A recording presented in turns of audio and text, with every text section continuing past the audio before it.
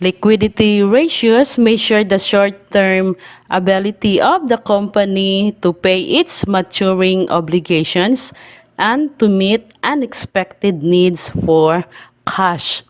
Short-term creditors such as bankers and suppliers are particularly interested in assessing liquidity.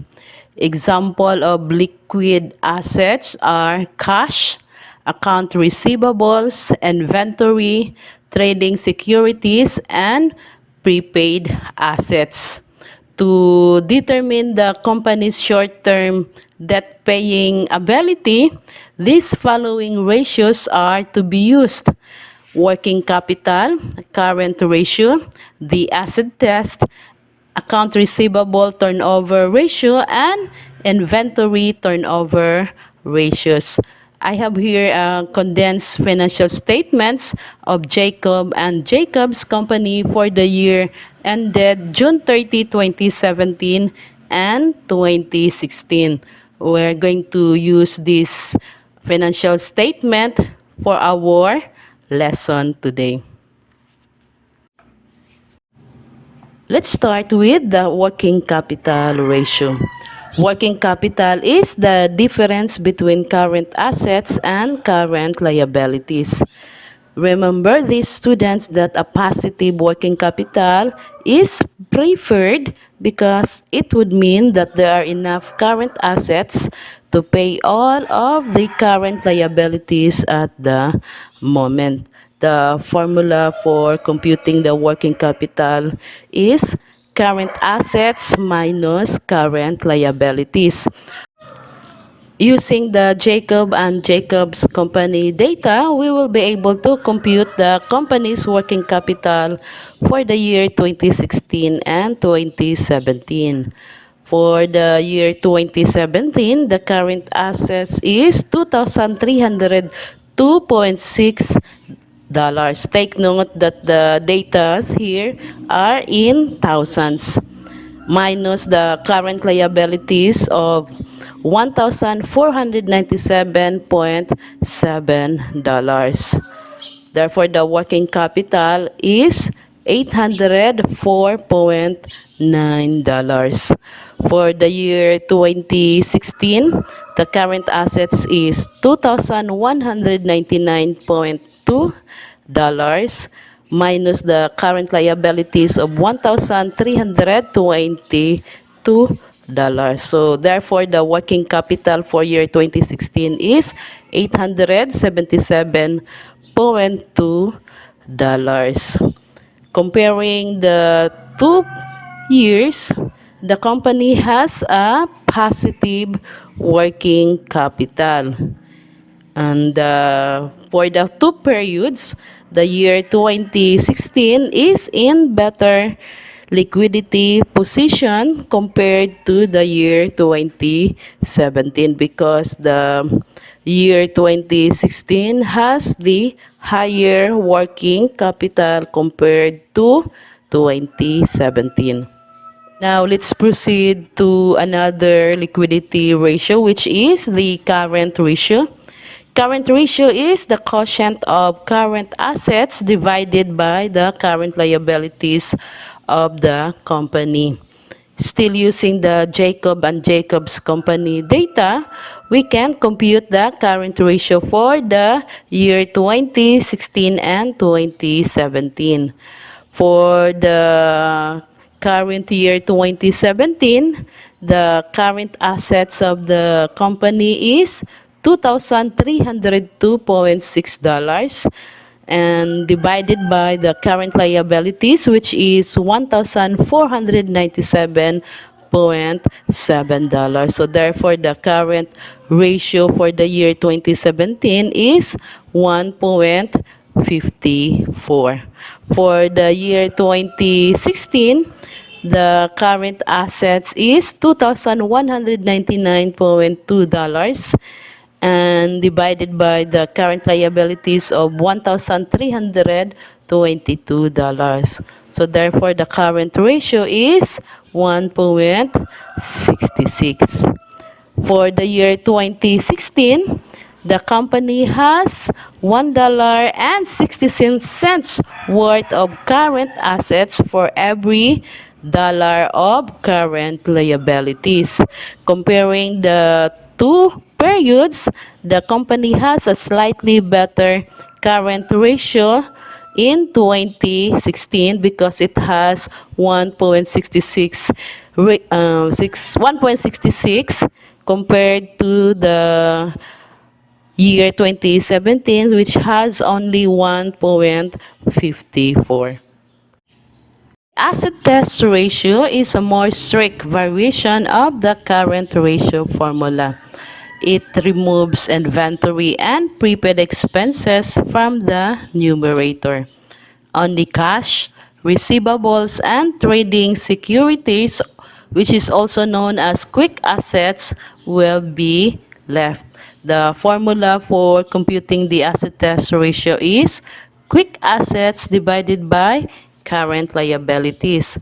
For the Using Jacob and Jacob's company data, we can compute for the asset test ratio. For the year 2017, the quick assets of the company is $1,329.9 divided by the current liabilities of $1,497.7. So the asset test ratio is 0.89. For the year 2016, the quick assets is $1,276.5 divided by the current liabilities of $1,322. So therefore, the asset test ratio is 0.97. For the year 2017, the company has $0.89 worth of quick assets for every dollar of current liabilities. Comparing the 2 years, year 2016 is better off than 2017 because it has a current ratio of 0.97. The next liquidity ratio is the account receivable turnover ratio. Account receivable turnover ratio measures the frequency of conversion of the company's account receivables to cash. So this ratio measures how many times the company collected its account receivables from its customers. So to compute the account receivable turnover ratio, we have to divide the account receivables from the net sales. And using the financial data of Jacob and Jacobs for the year 2017 and 2016. For the year 2017, the company has a net sales of $6,336.3 divided by the account receivables of $776.6. So therefore, the account receivable turnover ratio for the year 2017 is 8.16 times. For the year 2016, the net sales of the company is $5,790.4 divided by the account receivables of $664.9. So therefore, the account receivable turnover ratio is 8.71 times. So for the 2 years, comparing the 2 years, the year 2016 has a higher ratio compared to year 2017. So this period, the year 2016, for the year 2016 can be attributed to a better performance from its collection department. So it means the collection department was able to collect most of their account receivables from their customers. So that's why they have the account receivable turnover ratio of 8.71, which is better than the current year of 2017, which is only 8.16 times. Since we have computed the account receivables turnover ratio, now we can proceed to compute the average collection period. The average collection period states the usual number of days it would take the company would be able to collect a certain group of receivables. And to compute for the average collection period, the formula is the number of days divided by the account receivable turnover ratio. The company can make use either 360 or 365 days depending on the company policy. Still using the Jacob and Jacob's financial statement data for the 2 years, 2017 and 2016. For the current year, 2017, the company uses the number of days of 365 days, and then divided by the account receivable turnover ratio, which is 8.16. So the average collection period for the current year 2017 is 45 days. For the 2016, okay, they are still using the number of days, which is 365, then divide by the account receivable turnover ratio, which is 8.71 times. So the average collection period for the previous year, 2016, is 42 days. Okay, so to analyze, we can compare that the year 2016 has a shorter average collection period compared to year 2017, because for the year 2016, so the collection period is only 42 days compared to 2017, which is 45 days. So this means that the collection department increased its effort to collect company receivables as they fall due for the previous years. So a shorter average collection period means that the company has more immediate cash that can be used in its operation. The liquidity ratio to determine is the inventory turnover ratio.